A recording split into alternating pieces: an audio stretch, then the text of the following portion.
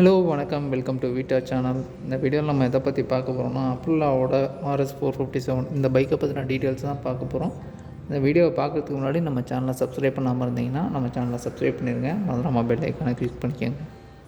First நம்ம அப்ரலா பிராண்ட்னு எடுத்துக்கிட்டோம்னா அதில் வந்து SR 125 அண்ட் 150 இந்த ஸ்கூட்டர்ஸ் வந்து சேலில் இருக்குது. அது இல்லாமல் இப்போ வந்து 457 பைக்கை வந்து லான்ச் பண்ணுறாங்க. இந்த RS457 பார்த்திங்கன்னா இது ஒரு வந்து பேரலல் ட்வின் இன்ஜின். இது வந்து ப்ரொடியூஸ் பண்ணுற பவர்னு பார்த்திங்கன்னா அரௌண்ட் வந்து 47 bhp பவரும் 43 Nm டார்க்கும் வந்து ப்ரொடியூஸ் பண்ணுது. இது எந்தெந்த பைக்குக்கெல்லாம் டைரக்ட் காம்படிஷனாக வந்து இந்த பைக் வந்து லான்ச் பண்ணுறாங்க அப்படின்னு பார்த்தீங்கன்னா, KTMோட RC390, கவாசாக்கியில் வர ninja 300 and 400, BMWவோட RR310, then யமஹாவோட R3 இந்த பைக்குகள்லாம் தான் காம்படிஷனாக இந்த பைக்ஸ் வந்து வரப்போகுது. இதில் இந்த பைக்கை பற்றி இன்னும் நம்ம நிறைய சொல்லிட்டே போகலாம். ஏன் சொல்கிறேன்னு பார்த்தீங்கன்னா, இந்த RS457 பைக் பார்த்திங்கன்னா ஃபுல்லி இந்தியாவில் தான் வந்து மேக் பண்ணுறாங்க.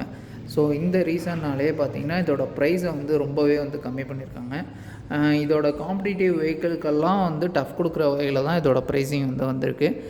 இதோட ப்ரைஸிங்னு பார்க்கும்போது எக்ஸ்ஷோரூம் ப்ரைஸ் வந்து 4,10,000 அந்த இதில் வந்து ப்ரைஸிங் பண்ணியிருக்காங்க. அரௌண்ட் நம்ம சென்னைக்கு பார்த்திங்கன்னா ஆன் ரோட் ப்ரைஸ் பார்த்தோம்னா உங்களுக்கு 4,80,000 அந்த ரேஞ்சில் வந்து வரும்.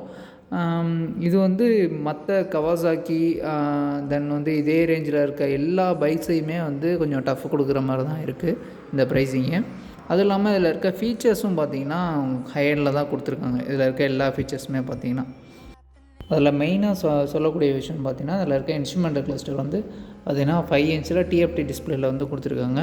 நல்ல ஒரு பிரைட்டான டிஸ்பிளேயில் கொடுத்து, அது மட்டும் இல்லாமல் இதில் ரைடிங் மோட்ஸும் கொடுத்துருக்காங்க. உங்களுக்கு 3 விதமான riding mode, sports mode, eco mode, then வந்து ரெயின் மோடு, இதுமாரி 3 விதமான ரைடிங் மோட்ஸ் கொடுத்துருக்காங்க. ட்ராக்ஷன் கண்ட்ரோலும் முக்கியமாக அதில் வந்து ஆப்ஷன்லாம் வருது. இது இல்லாமல் லேம்ப் டைமரு, ஸோ இதுமாரி ஃபீச்சர்ஸ் எல்லாமே நமக்கு இந்த இன்ஸ்ட்ருமெண்டல் கிளஸ்டரில் வந்து கிடைக்கிது.